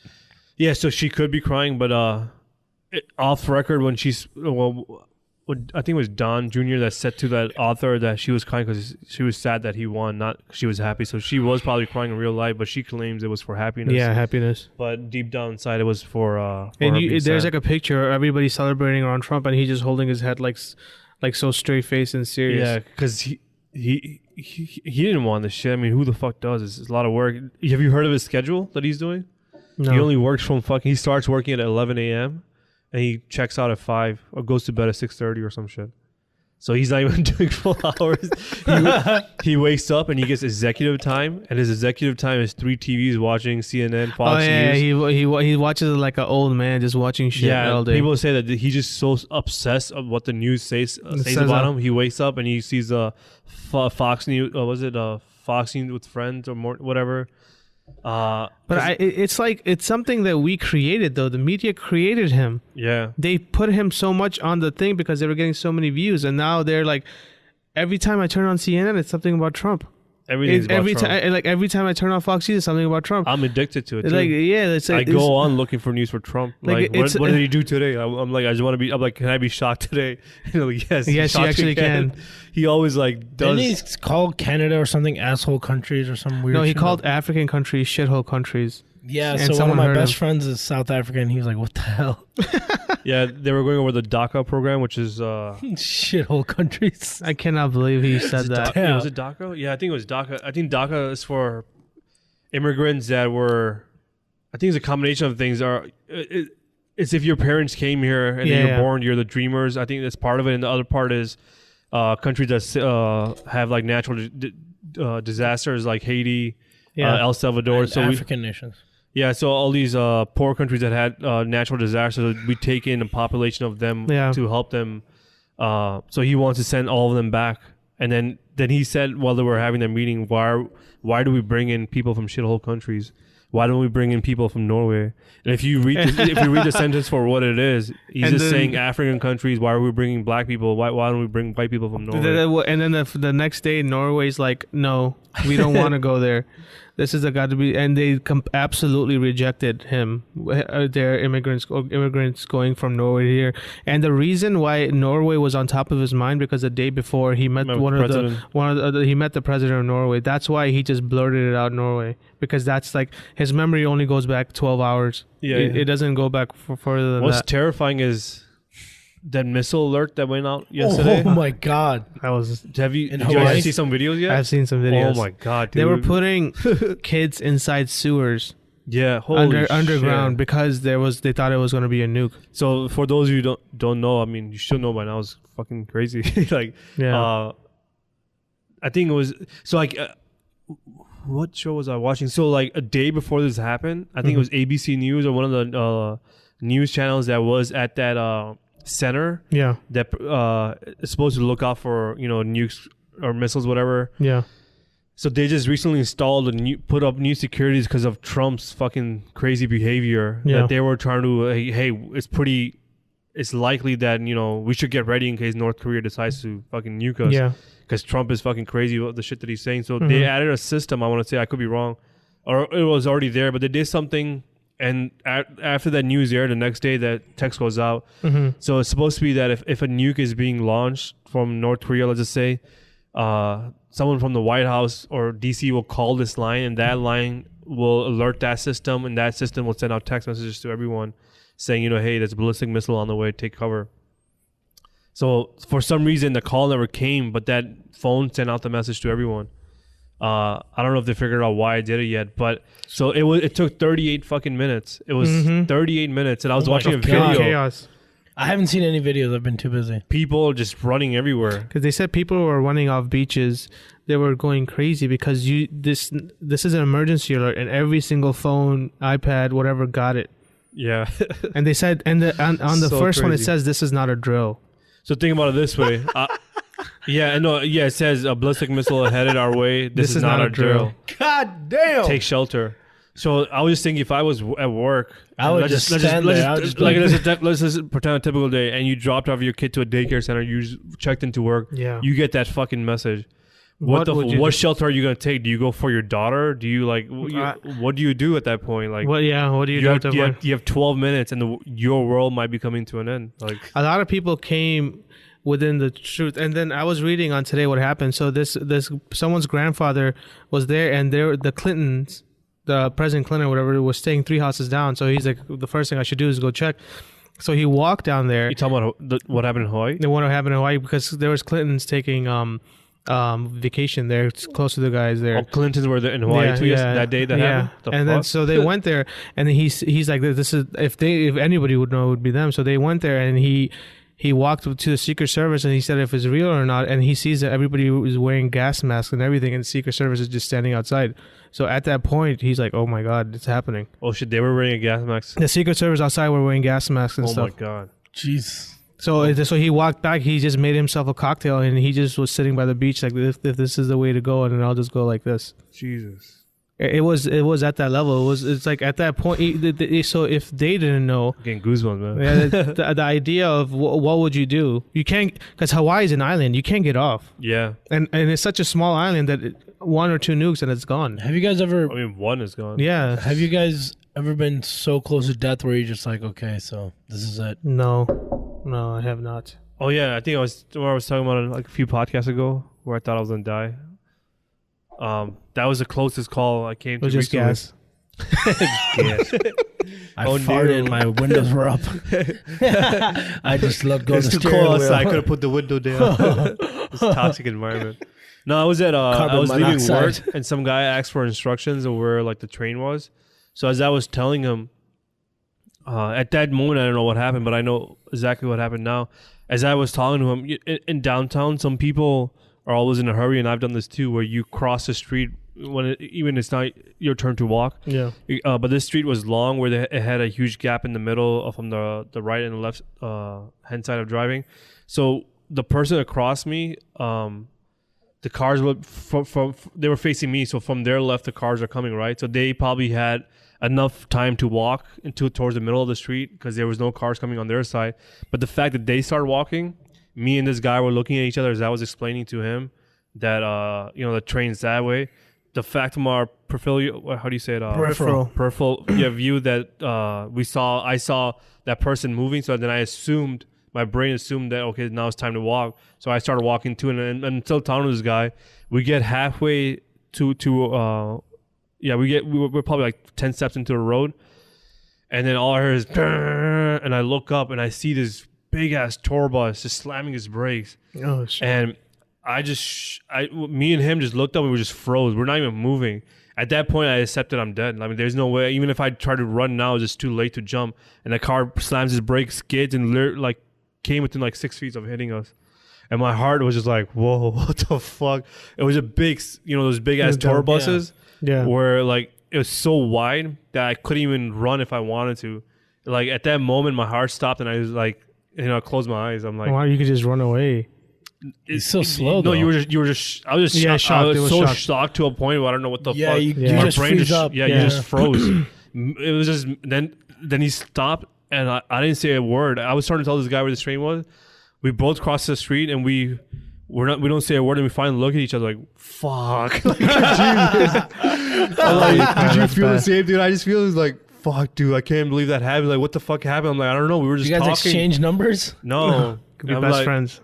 Yeah, I'm like, dude. I'm like, I love you, bro. I was like, I don't know if that was my fault, or I don't know what I did to get us to that point. I'm like, I don't know. You're just talking, explaining someone. Like, how the hell do you not know where Sears Tower is, bro? Like, just look at the biggest damn building. He was almost killed me, man. No, he was from a different state. He was trying to take the blue line to O'Hare. Close calls like that. I mean, yeah. Can you imagine that? It's something that simple, and maybe if I would have went, a second later, or if that bus didn't see it, I would have been. Yeah. It would have hit me. It would have ran me over, and I would have fucking been flatlined. It's just like that feeling of just sheer helplessness of just. Like, it's like the saddest thing, man. It's like cancer when someone gets that and you're like given a certain amount, like, oh, you got a year. Dude, you have a year to live? Yeah. A year? Man, I remember when I was doing New Year's Eve for when it turned 2017. Right. It's 2018 now. I have a year to live? Mm-hmm. I mean, even if you live to be 75, you have... 35 years to live, 45 years to live, depending on how old you are. All of us. Yeah, so I mean, there's a clock that's running for everyone. But there's a positive way to look at it. At least Yeah. People sometimes just go like that. Because I rather know. Would you? I don't know. I mean. Let's get out of this one. Whoops, my bad. Reverse. But I rather know that at least. I mean, I don't want to. I don't want to go early. I would. If I'm 70, and they tell me at 5 years, I would be happy with that. Yeah. I'll take that. But would you be? Come on, man. No, you wouldn't. Yeah, no, you would. You would be more happier than now. Man, that's what you're comparing it to. No, absolutely. I want to live a longer age. But even if I was 70, man, I feel like there's always so much to do. There is. There's always a Game of Thrones. You just want to see one more season. You gotta come to terms with that. That's what it is. Yeah. Damn mortality. Actually, I'll live forever. I'll take that. Hopefully this Screw mortality. I'll live forever and I'll figure out what I need to do. Man, like, think about it. It's snowing outside. Shit, man. We're so fragile. That's why AI is the next step. We're weak. We're just not. We're not built to last. We got to be like an Energizer battery. I mean, to a degree, we survived this much. Yeah, we did our part. I feel like we got to pass the torch and not look at it like, oh, it's the worst thing. All you need is one bad earthquake and we're all gone. One burp. One burp. We're just one bad natural disaster away from being completely wiped you out. Don't need something that big. It could be something small. The biggest. So, man, like people what's terrifying is, we only think about like nuclear weapons, but we don't think about like just diseases. Yeah. What's that one bubonic movie? Biological weapons? Yeah, biological weapons. Where I thought you were talking about bubonic plague. Where someone from, let's just say, North Korea can visit us, and all they do is just one virus, and they just, bump into someone, and boom, the whole it just turns That's to what happened, dominoes. That's what happened to the Native Americans when the settlers came by. They brought all these diseases with them, and a lot. They brought a lot of diseases like flus and stuff that wiped out. We can just be wiped out within. God knows. It's just, I think that biological warfare is probably even more. But that's like something to worry about when so majority of the people are not dying by biological warfare. They're dying because they hit their head on their bathtub. No, but the thing is, governments are working. Like America has biological weapons in play. Everyone does. Them. So they're there, and the scary part of it is if they are used, there's no way to If North Korea fires a nuclear weapon, at least we know it's coming. You can create some sort of put some turrets around and shit to shoot it down. Maybe who knows? They have anti-missile systems. Are you saying North Korea is gonna come and start The Walking Dead? Not North Korea. It could be Russia. It could be Iran. It could be God knows. It was a joke. You missed the joke. Yeah, like if you look at Assad, so it could be Russia. It could start Walking Dead. Like was it in Iraq where Assad fired those? No, like Assad, like what was it, a year and a half ago, where you fired those gas missiles into the cities. Yeah, and then you just see little kids, everyone just twitching and dying. Yeah. What happens is sarin gas. What happens is that your insides burn up, and then you pretty much choke on your insides, and then you suffocate. Yeah, and then it's such a horrible fucking way to. Oh my god! I saw a little bit of video of it, and I just shut it off because I was starting to see what happened, and then they started showing the bodies and just people hosing themselves down with the water, trying to get like the acid or whatever, the smell chemicals off their skins. Yeah. It was just devastating. You just see everyone just laying on the floor, just in seizure mode, just twitching. And then some people don't even come back from it. It just most don't. They all die. Man. I mean that's something that humans created. Yeah, just for a truth that you're fighting for. Yeah, a truth that you think that's right. Because the Sunni Shia division there, I don't know how much it plays into a role, but like there's always some sort of level of truth, and the people that see the truth this way versus that way, go to extreme lengths of hurting one another. So the person that like we have a view on truth and how we see it, pharmaceutical companies shouldn't, there should be a cap on how much they can do it. That's our version of truth. Whereas other people are saying, I could do whatever the fuck I want. Who are you to tell me, right? Yeah. And then now we fight for these reasons, and then what level of fighting are we gonna do? What level of extreme are we gonna take it to? It's just when you have so many people and so many opinions, I guess it's just natural just to fucking kill one another. It's not just to kill one another. It's how much pain can you cause at the same time. Okay, let's say that I kill somebody, but if you hate them, you want them to be suffer. In the most. Yeah, you want them to suffer the most. So it's not just death. It's just how you're gonna kill them. Yeah, it's like between just different religions. Like you have Christians, Jews, and Muslims, and we all should coexist one another, but there's certain countries in the Middle East. Majority-wise, we do. It's just it's a small factions. Yeah, it's always extreme people that fuck it up for everyone. Yeah, it's always I guess like what I realize now is no matter what spectrum, either you're Republican or Democrat or you're Christian or Jew or whatever, right? Once you go into the extreme end of anything, that's when you're gone wrong because you've lost a common ground to share with everyone, so you find justifications to do these evil things. But it's fucked up. Sad. Is there anything, a positive note we can end on? The poem that Emma Lazarus wrote on the Statue of Liberty.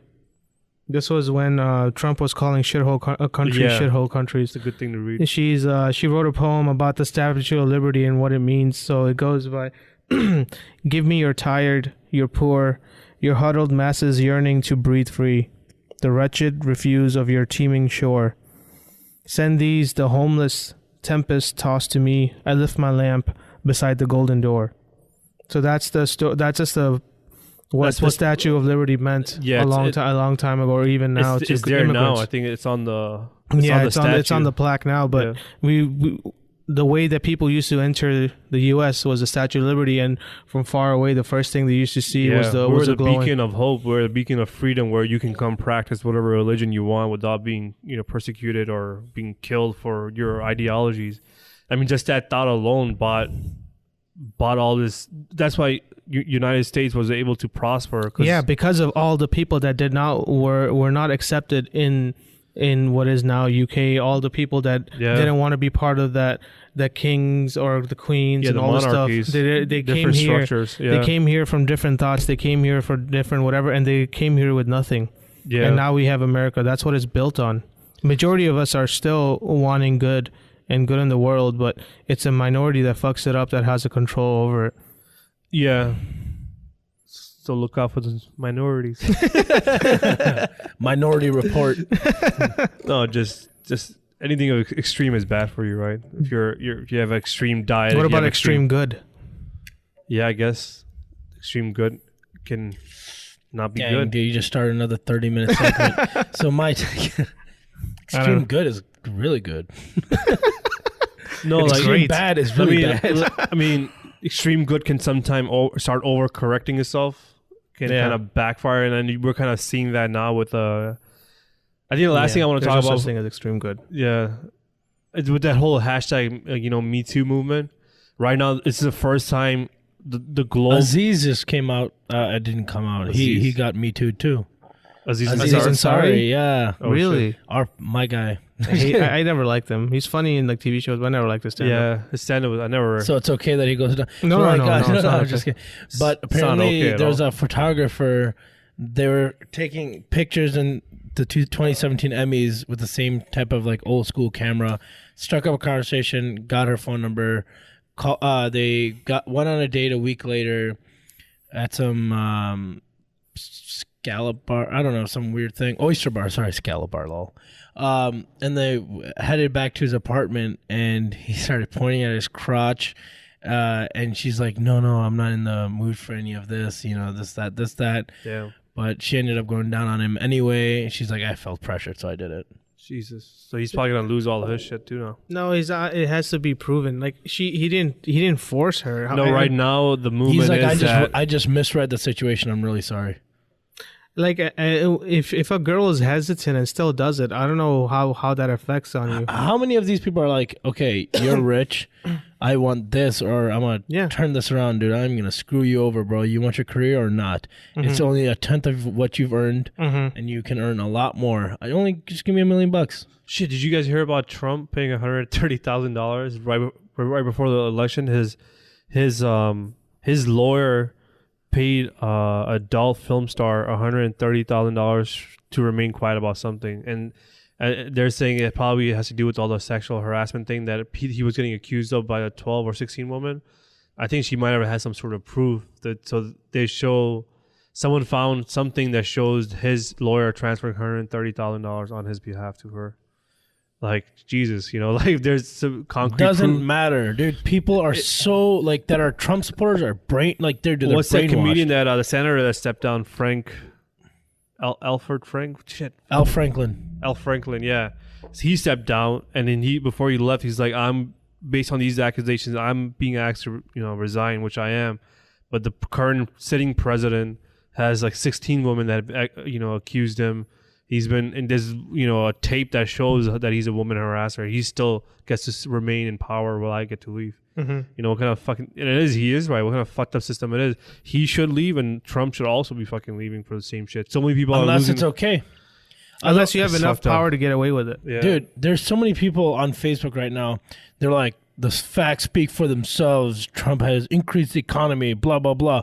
I should just go and write like, dude, he's a freaking like rapist. Yeah.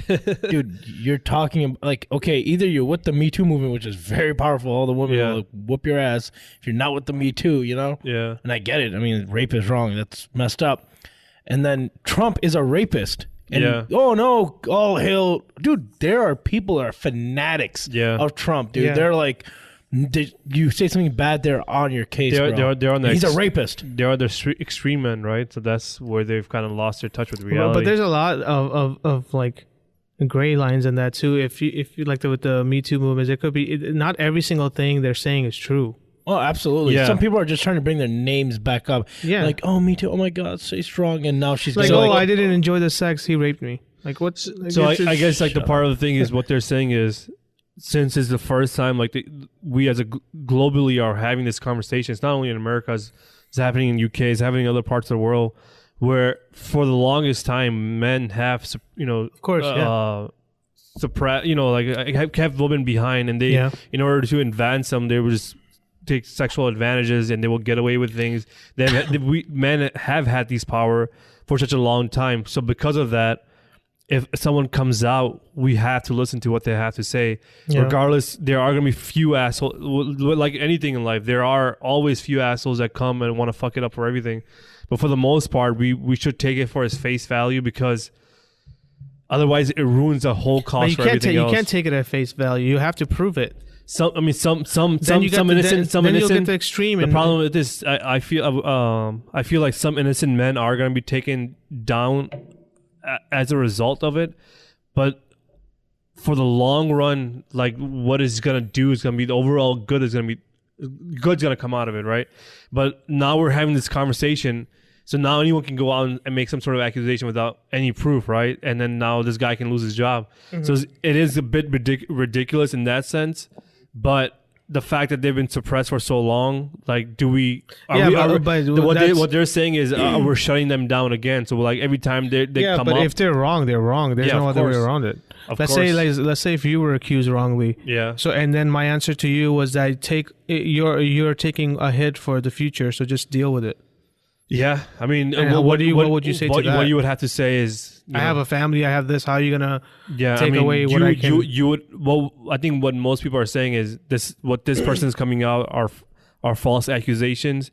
But if I did do of these, and I'm, you know, it's not correct, and we should be having this conversation. Yeah, but I'm saying there has to be proof, and there can't be any ambiguity in it because once there's like it's gonna go to he said she said, right? Once you're in a bed, like no one's recording. The thing is, one person has no popularity or anything. All you have to do is just say their name, and the career can be gone. So it's not as easy as just they're not both equal. No, for sure. But I mean, but no one, unless you have text messages or something like that to back it up. But I'm just saying that they can just say someone's name and oh shit, that the whole movement can just go against them. I was watching Philip DeFranco, whatever his name is.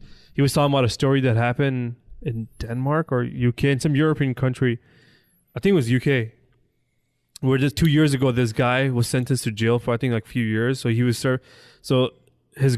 he was over 18 and this girl was 17 or something like that.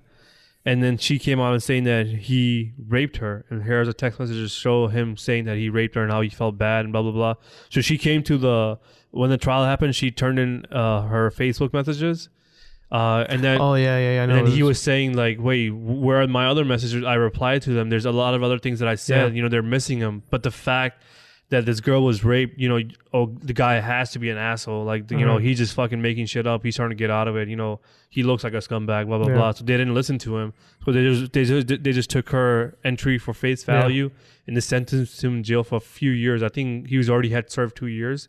Then while he was in the jail, some guy, one of the inmates said, hey, you know, you can't, those messages are not deleted. Because he got a new phone, so he deleted all those messages. He's like, man, if I fucking had those messages, I can prove my innocence. And the guy's like, oh, all those messages are archived. All you have to do is just do X, Y, and Z, and you can get all those messages. So he calls his sister, and he tells her what he learned. And she's like, all it took her was 5 minutes. She logged on to his account. Within 5 minutes, she went to the archives and got all his messages back. That showed him that she was hitting on him that was consensual. Yeah. You know, and she erased selected messages for it to look like rape. Yeah, and then she went to the immediately she printed all that shit out, took it to the police station, and then the guy was released like the next day. But he wasted 2 years of his life because of an accusation. But he should countersue for that and make her pay. But it's so lighthearted that the people that are accusing it don't go to jail for the same amount of time. Yeah, I mean the person that's accused can lose so much shit, but there should be. Yes, you're right. There should be a consequence so that people are coming out with false accusations. There should be some sort of consequence. Or there should be some fact checking. There should be something. You can't just. How do you fact he said she said though? Like how would you? Let's just say you're the government. How would you start it? As a government, I don't know, have some documentation or something. If he's saying he has a defense, go and look at it. He's like, where's the rest of my message? And if it's a 5-minute process, majority should be looking at it. But majority of the stuff is happening in bed, right? So like they got the girl is drunk, they got to a bed. It's also the education of knowing what you need to do, and it's not just knowing how to accuse; it's knowing how to protect yourself as a woman. Yeah, like if there are so many ways guys can take advantage and do stuff, you have to put yourself in a situation where you're not having this done to you. Like I would like that Dave Chappelle episode said that you're just the big problem of what this movement is they're just like they're not as strong as people used to be. Like there was a girl that came out who was complaining about someone accusing her or talking sexually to her over the phone. You like just hang up the fucking phone. Yeah. Like didn't someone like jerk off and she was on the phone? Like, oh like, hang up the damn phone. Like, oh my god, he's jerking off on the phone. I don't know what to do. Hang up the fucking phone. Yeah, like come on, man, it's too much, man. Like stuff like that is just common sense, and people now are so like. Oh my god, your poor ears! So coddled and such a like. But the guy is a creep, though. It is it, but I'm saying you can refuse to do so many things. If a guy is calling you at their hotel room at night and asking you to come in for an audition, it's common sense. Yeah, you just do not do it. Yeah. Was that Harvey Weinstein? No, I don't know, but I don't know. But he's like, yeah, I'm here for my 3 a.m. For Harvey. I'm here with my 3 a.m. for Harvey Weinstein. That's hilarious. Yeah, come on in. Yeah, at a hotel room. I'm just saying, he's been expecting you. A lot. I'm sure there's a lot of women that suffered, and there are a lot of women that were unheard. But there's clear-cut things that you can just avoid. Sure. No, for sure. But a lot of them sound like that, though.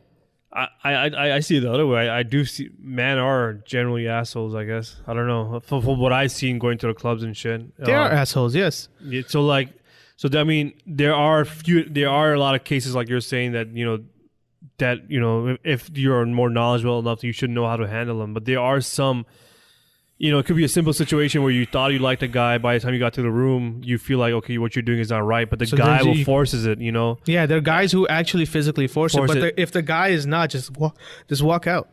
Yeah, but sometimes if they're being forced, if a guy weighs, has 50, 60 more pounds over but I'm saying if he's not physically forcing you. Yeah, then you should leave. Yeah. That the idea that, I was being pressured, but I just didn't know it just because this person is a celebrity and you can just say no. You have the power to say no. I mean, but sometimes when you're... Isn't that rape, though?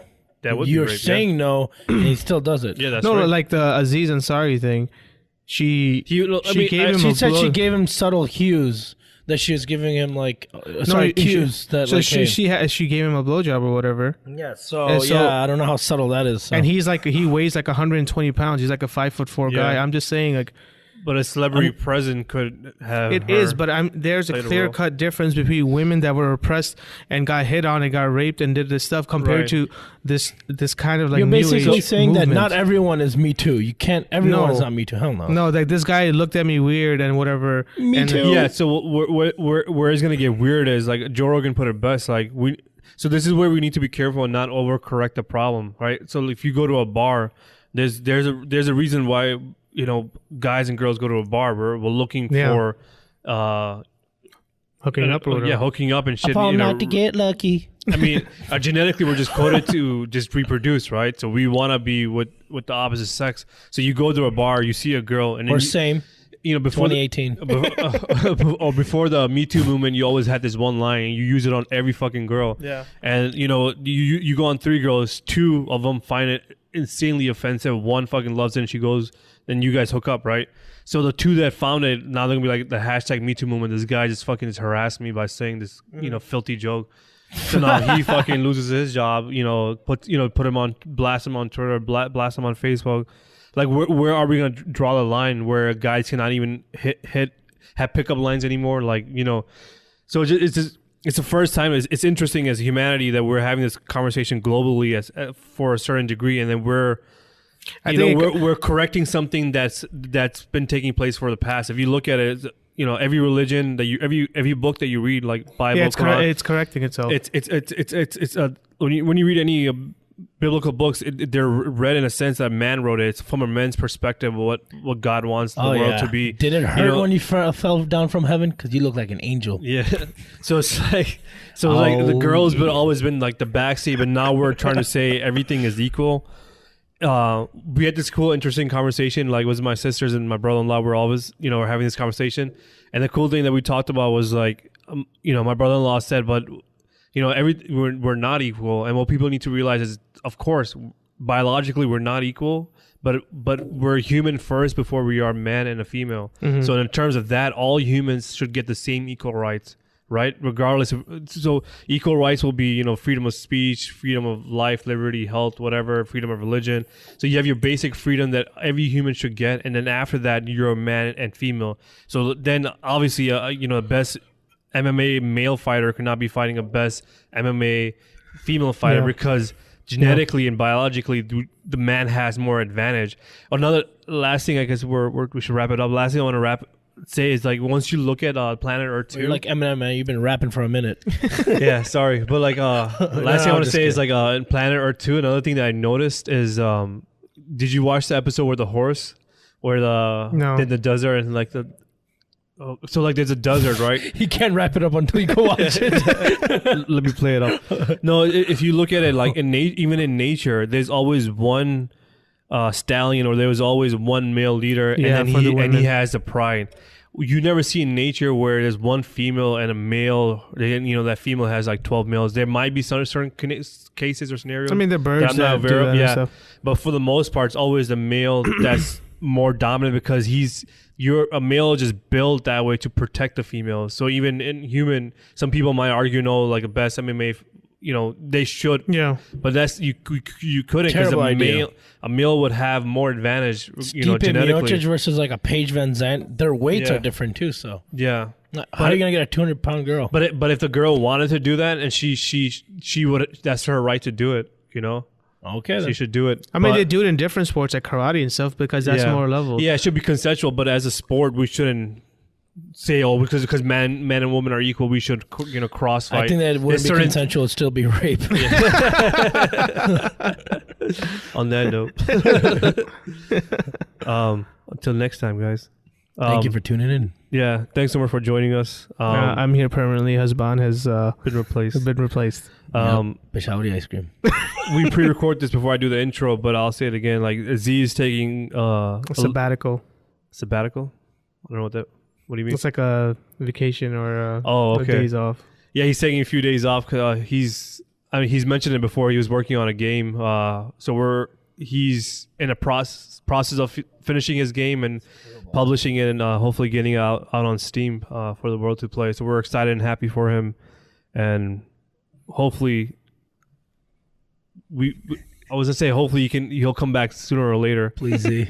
Finish the game, Z. Damn it, Z. Sooner than later, hopefully. So no, we all support him. So in the meantime, please, Z, support us.